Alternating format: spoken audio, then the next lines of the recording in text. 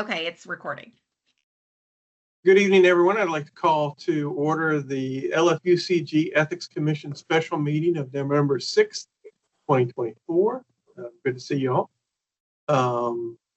On the agenda, first, we've got Mackenzie with an update on the orders to appear. Good news, everybody. We only have one person who has not turned in their FIS as of today, and that person has given me not a verbal, an email confirmation, basically saying that they would turn it into me, and they're on the Board of Adjustment, so I can track them down pretty easily. But that last person is Chad Needham. We got Bruce Nichols today, Betty Kurz earlier this week, and then Casey Allen Bryant got hers to me. So everybody who was supposed to have one to us has one to us, except for one person, and that one person has promised me that they will get it to me. So Okay. that doesn't mean that they're going to get it to me, but that does mean that they've promised it, and I know where they will be on Mondays at 1 o'clock. So, On Mackenzie, thank you first of all for that update. Looking at the update that we had in our packet, there were 3 delinquent filers. So we've gotten from the other 2 that were listed. Yeah, I popped into the office this morning, and when I did, I had one on my desk from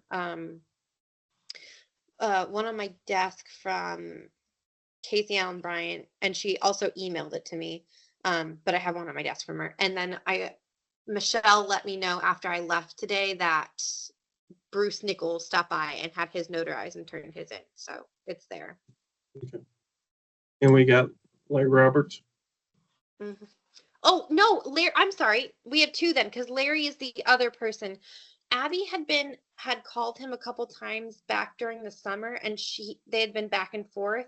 So he's our I am so sorry. He is the other one who has not turned one in. So I guess technically it's him and Chad Needham, but Chad has let me know that he will get his in, but Larry we will keep working on. And if we need to issue an order to appear, we can send that to him.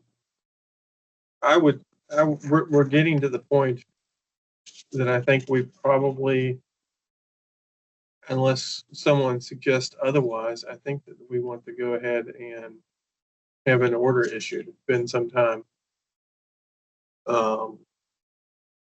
Maybe that'll prompt Mr. Roberts to get that in.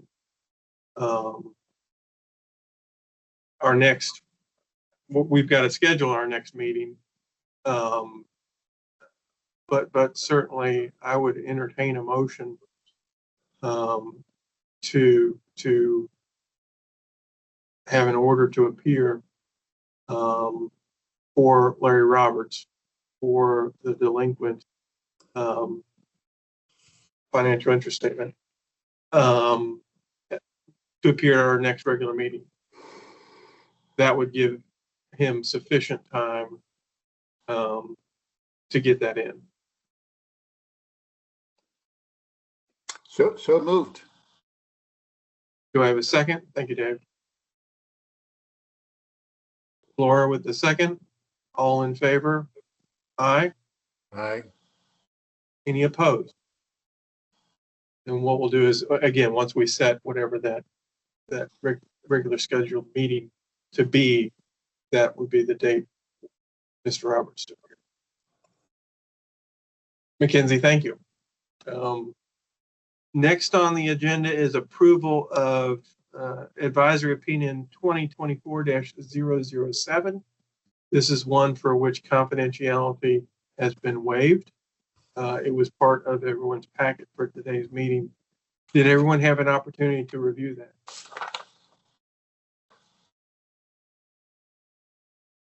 And do we have any comments or questions? Hearing none, I will entertain a motion to approve advisory opinion 2024-007 as appears in our packet today. So moved. Thank you, Dave. Do I have the second? Laura with the second, and Brenda. I saw the Laura first. All in favor of the adoption signify by saying aye. Aye. Aye. Any opposed? Carried. The next advisory opinion approval is advisory opinion 2024-008. This is one that confidentiality was not waived. And so for us to discuss any revisions, we would need someone to move to go into closed session for those deliberations. Laura, do you have the motion? Well, I did, but I can't open it up fast enough in my email to make it sufficiently. So if somebody else is ready to rock and roll. Oh, I might have it. I move to go into closed session pursuant to KRS 61.8101F and KRS 61.810FJ. As discussion of this motion may lead to the appointment, discipline, or dismissal of an employee, member, or officer, and contains deliberations of quasi-judicial body regarding individual adjudications. Thank you, Delora. Do I have a second? Second. Can't tell if Brenda or Dave got that first, but we've got a motion and a second. All in favor signify by saying aye. Aye. Any opposed? We will go into closed session. Ashley, would you suspend the recording, please? Yes. Recording started. We are back in open session. Thank you all. I will entertain a motion for approval of advisory opinion 2024-008. We have a motion. So moved. Dave moved. Do I have a second? Second. Carry with the second. Thank you all. All in favor of the motion for adoption, signify by saying aye. Aye. Any opposed? Thank you all. Motion carries. Next on the agenda is the ethics tip line update. Ashley or Mackenzie, do y'all have an update? This is really just for your information. There, as you can see, I think there's 3 since our last meeting. And there's a couple of incident reports that have been resolved that you can see how that was done internally. But otherwise, unless anyone has any questions, it's really just for informational purposes from our internal audit team. Very good. And for the record to reflect, those are tip line reports from August 2024, which relates back to the previous month, so July. Similarly for September and October of 2020. Anybody have any questions? Hearing none, go on to the last item on our agenda, which is review of the 2025 meeting schedule. That was part of your packet. The anticipated meeting dates are February 6th, 2024, May 1, 2024, August 7, 2024, and November 6th, 2024, all occurring at 5:30 p.m. Eastern Time. As each of us have experienced, there may be situations that require a special meeting, particularly if there's an advisory opinion or a complaint that needs more immediate attention. But those are the proposed 4 dates. I will note that I will be here for 3 of those because the 4th one is after my tenure. So could I ask a question about special meetings and regularly scheduled meetings? So if we have a special meeting in, let's say, late January because of it needs to occur, would that take the place of the February 6th meeting? I'm a little unclear as to how the 2 types of meetings relate to one another. Can a special meeting take the place of a quarterly meeting? I guess from my experience, Dave, I think that it really depends if it's close in time, Okay. and there's enough. If the reason for the special meeting is likely to have a short amount of time on the agenda, and we can lump in what would regularly be addressed during the regular meeting, it's more economical. Got it. Time-wise. Yeah, thanks. Anybody see anything about those dates that jumps off the page and says that's not good? I assume yes, they're Brenda. 25. I assume they're 2025. Oh, Correct. yeah. Sorry, Yes, guys. It's hard to get used to right in the new year, Isn't it? especially Yeah, it especially is. 2 months before the end of the year. Yeah. I've got the It's muscle DeLorean parked memory. out back, and we'll go back. Mhm. The other item on there, and Dave, I think this might get to a question that you had about this meeting. Is there anything that we want to put on the agenda for future reference that we might want to discuss as a commission?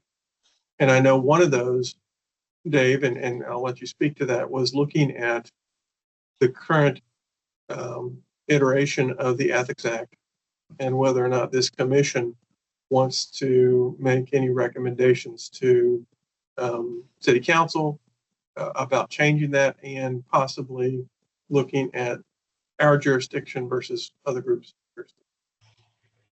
Yeah, I mean, just to get some guidance from the law department about the fact that LFUCG has this kind of unusual situation where we have the Ethics Act, and then we also have a Code of Ethics, and some commissions are covered by the I thought it might be worthwhile to have a discussion as to whether that situation might warrant some recommendations from our commission to the council regarding what to do about that particular arrangement. And I have to tell you that for me anyway, this comes from that complaint some time ago, where it really raised some serious issues for all of us. I think we felt that way, but it turned out that the particular commission that issue was covered by the Code of Ethics and not the Ethics Act, and thus we had no jurisdiction, which was in a way kind of unusual. So since then, I've been wondering about this situation within the urban county government and its agency. So I think, Ashley, if you could lead us through a discussion as to how that happened, why we have both documents, whether we need both documents, whether it might be appropriate to make some recommendation to the council. I think that might be a worthwhile discussion to have. Yeah, sometime next year. absolutely. Yeah, and I've actually already discussed this a little bit with Evan. I'll go ahead and tell you all, this is my last meeting with the Ethics Commission. I will actually be leaving the city for a new job, which I have mixed feelings about. I'm very sad. I've been really happy to work with you all, but in the good news is Evan will be back to guide everyone. And I spoke to Evan about some of the issues that you addressed, and as Evan would know better than I would, this is not the first time these questions have come up, and it's certainly something that we can look at. He actually said, I know in regard to your specific concern about the commissions that aren't necessarily covered under the act. I think a previous commission has actually looked at that and drafted some ideas that never really came to fruition. Yeah. But that is certainly something that he indicated that we can look at and guide through and have a really, bigger discussion at the next meeting when that's on the agenda. But I, as far as amending the Code of Ethics or rescinding it or anything, we would be talking about essentially amending the charter, which is a pretty big undertaking. And he can also go through all the process of that with everyone, but essentially what you're looking at is a referendum on the ballot, like we just saw in Lexington. So there are certainly things to discuss, and I think things that can be done if the commission as a whole decides that that's the route they want to go, or that you all want to go. And certainly happy to whatever specific, like we want to make sure we're not getting into any issues through emailing everyone. But if there are specific things, tell me now. I will write them down. I will make sure that Evan gets those and that we can get that on the agenda. If you have anything in addition to what you already commented on in your last email.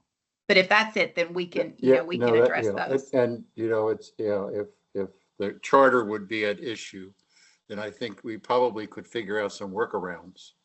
I mean, really, the question is, is everyone who needs to be covered by the Ethics Act, covered by the Ethics Act. That really, I think, is the substantive issue, so. Well, And I think go ahead, go AJ. ahead, Ashley. I was Please. just saying, we talked, I forget when, maybe in August, about the possibility of creating either a subcommittee on the commission or having the entire commission talking about amendments that can be made to the act, which is obviously different than the charter, which is an easier lift when you're talking about asking the council to pass some changes to the code rather than the city to amend the actual charter. And Ashley, what I was going to ask that you ask Evan to prepare for the next meeting is to provide us some idea of how we as a commission, either collectively or as a subcommittee, can work to, brainstorm about ways in which the Ethics Act might be able to be amended that procedurally is also consistent with the Open Meetings Act. Because I think that's a big part of it. And to your point previously about the email, one reason why I jumped in is that I was concerned about making sure that whatever communications we were having on the discussion was consistent with the open meeting. Right. Yeah, I tried to make it so that it was just about the agenda, which I think it doesn't trigger open meeting requirements, but so yeah, but I appreciate that, and we'll take that into account. And Dave, what I was actually getting at, I didn't see any problem at all with your email itself. I was more concerned about if one of us might reply all. Right. So I actually have another question for possible consideration next year. So, regularly when we have a case brought before us or a request for an opinion, somebody remembers there was a case like this before. And I think it's really important that we have consistency in terms of, I think especially the management of conflict of interest situations. So I'm wondering, Ashley, do our opinions live in any kind of document management system that's searchable and that, we could say to you or Evan, are there any other cases in the past like this? And during the meeting, you could bring them up so we could see. Is there anything like that in your office or not? Funny you should ask. There is now. Really? And it's going to get in order before I leave. But it was a summer project with our law clerk that she put together essentially the last 20 something years of opinions we have and index them according to subject matter, whatever potential issues for that reason. So it's searchable then. Yeah. Oh, great. So great. It's in progress, but it will be, it'll be finished and Evan will have it and the clerk's office will have it. So it's certainly something that we wanted to do to make that more accessible, to make the precedent certainly more, in line with what we've done in the past, because our institutional knowledge for the people on the commission or whoever in the law department only goes so far, as long as you've been on the commission. So yes, we do. And hopefully that'll be helpful going forward, that we can actually provide you all with copies of anything that, would be relevant for your decision. Yeah, thanks for, so good for you. David, I feel like that was like you were a paid actor to ask. I did not tell him to ask that. A plant. It was planted. Always happy to ask. So. Any other ideas for the upcoming meetings? Not me. Yes, Laura. Just thinking about, I know we've talked before about recruitment and filling empty spots or, that sort of thing. So, maybe just thinking about as a collective, like anticipating some needs, how can we, gear up or sort of build some future folks so we're not sort of scrambling. I've been thinking about that. My position is through the League of, as a representative of the League of Women Voters, So I've been trying to sort of brainstorm what I should be doing to circle back to them with updates, to keep them in the loop, right, about what this is and what we're doing and why they have a role in this space, and then building up the person who can follow me, right? So whenever I'm done, that there's somebody kind of, you know, ready in the wings who has a clue about what the commission does and whatever, and then conducting a handoff, right? So anyway, I don't have a specific notion about that, but I know we've talked about it. I feel like maybe it should be on our agenda, how we can assist the mayor in making sure that we have all of our positions filled by folks who really want to be a part of this kind of civic work. And to that point, looking again at the Ethics Act about the individual entities that are sort of the nominating organizations. Absolutely. I think that dovetails really nicely into that. That might even be a good place for us to start.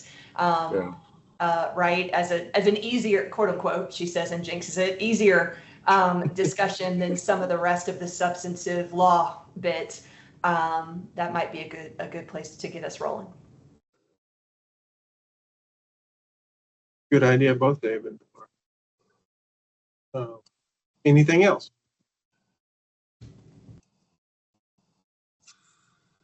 Hearing none, I will entertain a motion to thank Ashley for her service to this commission.